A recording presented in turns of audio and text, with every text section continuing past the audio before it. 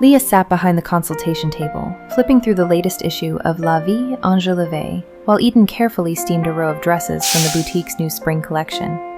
Leah paused mid-page. Eden glanced over. That's never a good sign.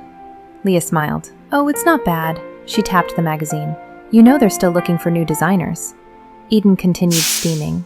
They're always looking for new designers. Maybe they should be looking at yours. Eden laughed. Leah. What? My dresses are not La Vie Enjolivée material. Leah looked up from the magazine. Says who? Eden gestured toward the magazine. Have you seen the people they feature? Those designers are incredible. So are you. Eden shook her head. There are probably hundreds of designers better than me. Leah closed the magazine and pointed toward the dresses hanging nearby. You literally just finished an entire spring collection. That doesn't mean anything. It means a lot. Eden rolled her eyes playfully. Of course you'd say that. Why? Because you're my best friend. Leah laughed. Okay, fair, but I'd still pick your designs. Eden smiled. You're biased. I am not. You absolutely are. Leah grinned. Maybe a little. The two laughed. Leah slid the magazine across the table. I'm serious though. The information is right here if you ever want to look at it. Eden hesitated. Then she set down the steamer and picked up the magazine. She glanced at the page. Only for a moment. Leah returned to organizing fabric samples. Eden stared at the page a second longer before quietly closing the magazine. The boutique door chime rang. A sophisticated woman stepped inside. She appeared to be in her late 40s, with porcelain skin and a sleek blonde bob parted neatly down the middle. A tailored light gray double-breasted vest and matching trousers gave her an effortless elegance. Beneath the vest was a crisp, white-collared blouse finished with a soft ribbon tie at the neck. Nothing about her was flashy, yet everything about her looked intentional. The kind of woman people noticed without understanding why. She quietly took in the boutique before slowly making her way through the displays. Good afternoon, Eden said with a smile. Good afternoon.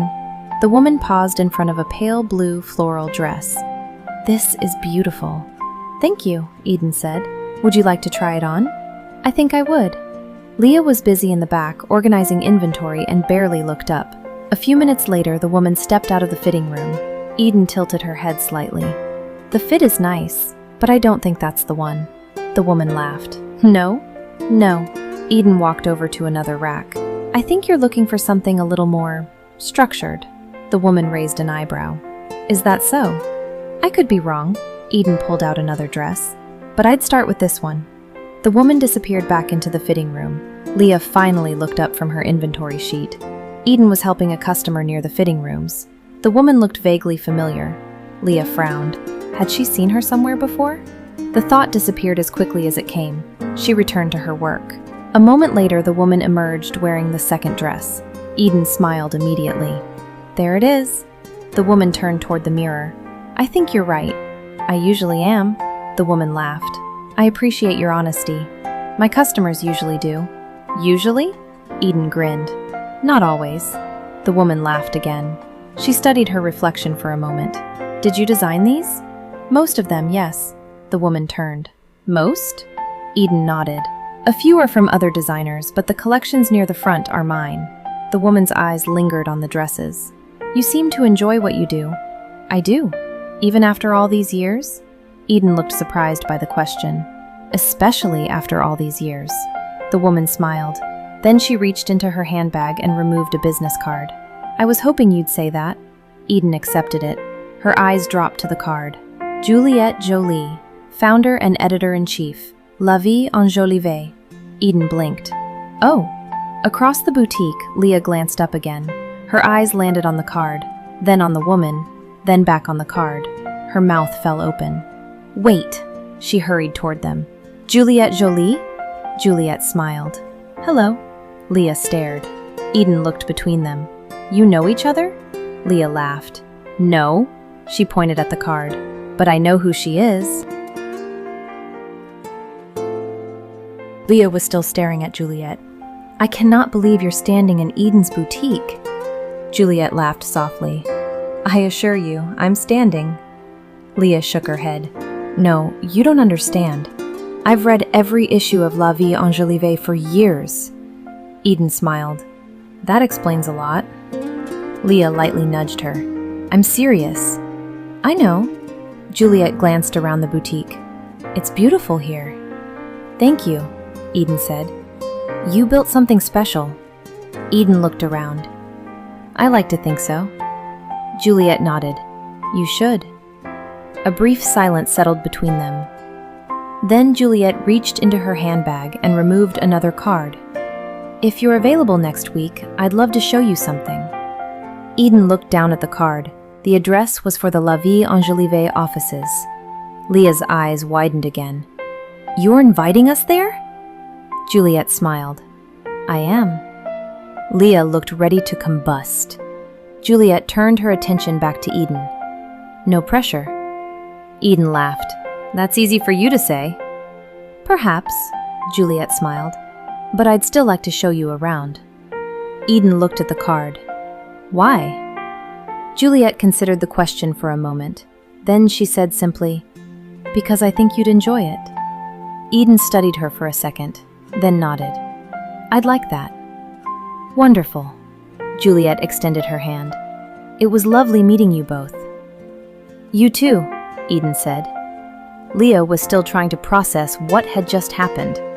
Juliette laughed. Goodbye, Leah. Leah blinked. She knows my name. Juliette smiled. You introduced yourself 15 minutes ago. Leah covered her face. Oh, right. Eden laughed as Juliette headed toward the door. The boutique door chime rang. Then she was gone. Leah immediately turned to Eden. We are absolutely going.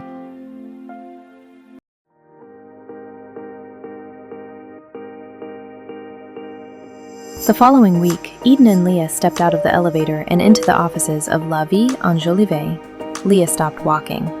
Oh my goodness. Eden smiled. The space was elegant and bright. Floor-to-ceiling windows overlooked the city skyline. Fashion sketches lined the walls. Racks of garments stood beside mood boards covered in fabric swatches, photographs, and design concepts. People moved through the office with quiet purpose. It feels exactly how I imagined it, Leah whispered. Juliette approached from down the hall. I'm hoping that's a good thing. Leah laughed. It's a very good thing. Juliette smiled. Come with me. She led them through the office. As they walked, employees greeted Juliette warmly. Some stopped to ask questions, others shared sketches and samples. Juliette seemed to know everyone by name. Eden noticed how easily she moved through the space, confident, respected, completely at home. Eventually, they reached Juliette's office. The room was sophisticated but comfortable. A large desk sat near the windows. Shelves held fashion books collected over decades. Framed magazine covers lined one wall. Leah's eyes widened. You were on all of these? Juliette laughed. Not all of them. Most of them. Perhaps. They sat down. Juliette poured coffee for everyone. Then she leaned back in her chair. You know, when I was your age, I never imagined any of this. Leah immediately leaned forward. Eden smiled. Juliette continued. I grew up in a small town. I loved fashion. I loved art. I loved creating. Sounds familiar, Leah said. Juliette smiled. That's exactly what I thought when I met Eden. Eden looked surprised. Me? Yes, Juliette nodded. You reminded me of someone. Who? My younger self. A brief silence filled the room. Juliette glanced toward the skyline. I worked very hard, she smiled. Harder than I should have sometimes. Leah laughed. I believe it. But it opened doors. Juliette's eyes brightened. I've attended shows in Paris, Milan, New York, and London. Leah looked ready to faint. I've worked with incredible designers. She pointed toward a framed photograph on a shelf. I've met fascinating people. Leah shook her head. This is unreal. Juliette smiled. No, she looked at Eden. It's very real. Then she said gently, and if you're willing to devote yourself to your work, there is no reason you couldn't experience things like this too. Eden looked around the office. The city skyline, the magazine covers, the photographs, the beautiful space Juliette had built. For a moment, she tried to imagine herself there. Then Juliette stood. Come, there's more I want to show you. Eden followed, but before leaving the office, her eyes drifted once more around the room. Something caught her attention. Or perhaps something didn't. Juliette led them back into her office. "I feel like I could spend all day in here," Leah said. "Some days I do," Juliette replied. Leah laughed. "I believe it." Eden wandered toward one of the bookshelves while Leah continued admiring framed magazine covers. Juliette returned a few items to her desk. Leah glanced around the office, then smiled. "Your husband and family must be so proud." Juliette paused for a moment. Not uncomfortable, just thoughtful. Then she smiled. "I wouldn't know." Leah blinked. "Oh, I never married." Leah immediately looked embarrassed. "I'm sorry, I shouldn't have assumed." Juliette waved a hand. "Don't be." She smiled. "It's a reasonable assumption." "What about children?" Leah asked gently. Juliette shook her head. "No children either." Leah nodded. The room grew quiet for a moment. Then Juliette smiled and picked up a silver frame from her desk. "I do have him." Leah laughed. Inside the frame was a photograph of a golden retriever wearing a blue bow tie. "Oh my goodness!" "His name is Bo." Leah smiled. "Okay, he's adorable." "He's aware." Eden laughed. Juliette set the photograph back down. "I travel too much to be fair to a family." There was no sadness in her voice, no regret, just honesty. "I made my choice a long time ago." Leah nodded. "That must have been difficult." "It was." Juliette glanced around her office. "But I've been fortunate." Her eyes moved toward the magazine covers on the wall. "I've lived a life I never imagined." Eden looked around the room. The office was beautiful. Every detail carefully chosen, every accomplishment earned, every photograph a reminder of somewhere Juliette had been or something she had built. Yet as her eyes moved across the shelves and walls, she realized something. The photographs were all of events, designers, runways, awards, travel, success. There were no family vacations, no childhood friends, no wedding photographs, no holiday gatherings. Only Bo. Eden's gaze returned to Juliette. Juliette looked content, confident, accomplished, but for reasons she couldn't explain, a small sadness tugged at her heart. Not for Juliette, for something else, something she couldn't quite put into words. Juliette stood and smiled. "Come, let me show you the design archives." Leah immediately perked up. "The what?" Juliette laughed. "I thought that might get your attention." Leah hurried after her. Eden followed. But before leaving the office, she glanced back one last time, then quietly walked out.